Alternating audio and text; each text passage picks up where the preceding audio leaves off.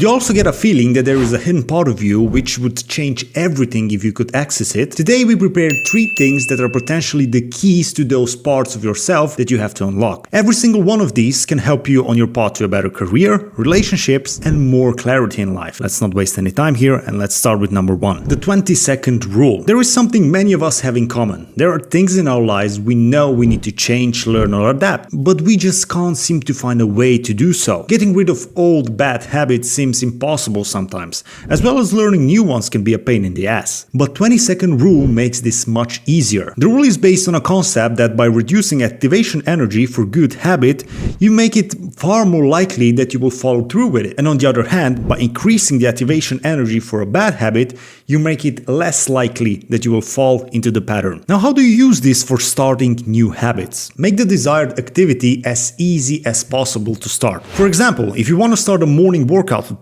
lay out your clothes the day before. By doing so, you significantly lower the barrier to entry, making it much more likely you'll follow through. And for those old habits that you want to stop, you do the exact opposite. You would add an extra step to make it harder to engage in the habit that you're trying to break. If you want to reduce your screen time, for example, you could log out of your social media accounts after each use so that it takes much longer to get back in. This works so well because humans naturally tend to follow the path of least resistance. By tweaking the amount of effort it takes to start an action, you can steer your behavior in the direction you want it to go. Although the rule is literally named the 20-second rule, I didn't mention the time restriction on purpose because I found that it's much more important to focus on the actual execution than adding those 20 seconds or taking them away. So it's much more important that you make the habit that you want to do a lot easier to start and the one that you don't want a lot harder to start. But let's jump into number 2, inverse visualization for overcoming fear. Visualization is something that has been talked about quite a lot recently, but this is something different. Also, we know that fear is often the thing that is holding us back from taking next step in life. So this little trick uses something that we call inverse visualization. It flips the traditional positive visualization on its head. Instead of picturing success, you visualize the worst case scenarios in detail and then mentally prepare for them. Here is how this works. First off, detail the fear. You have to identify the fear or anxiety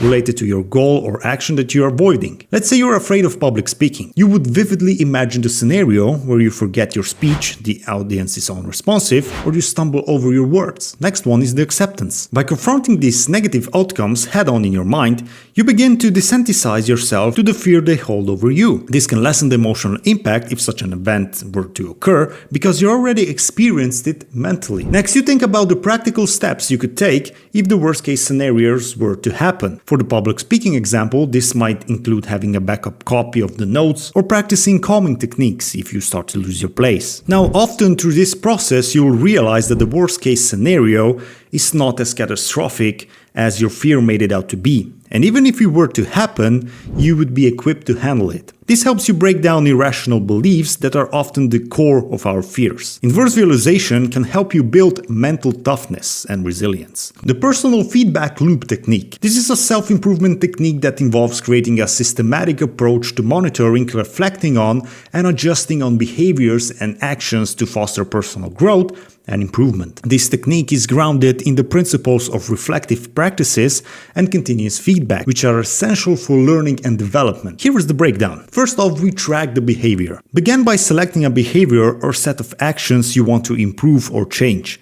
Keep a daily log or a journal of these behaviors, noting when you engage in them and the circumstances surrounding them. For instance, if you're trying to be more assertive in meetings, you would record every instance where you either spoke up or choose to remain silent. In the next step, we reflectively observe. Set aside regular times for reflection, typically at the end of each workday. During these sessions, review your log and consider the outcomes of your actions. Reflect on what went well, what didn't, and why. This step is crucial for gaining insights into your behavior patterns. In the next step, we do feedback analysis. Analyze the observations you've made to identify patterns or triggers that led to desirable or undesirable behaviors. This can involve asking yourself questions about how your actions align with your goals, what obstacles you faced, and how your behavior affected the outcomes. Next, you develop insights. From this analysis, draw insights into how you can improve. This might involve recognizing that you speak up more when you are well prepared, or you may notice that you're less assertive when certain individuals are present. In the next one, you plan your actions. Use these insights to create an action plan.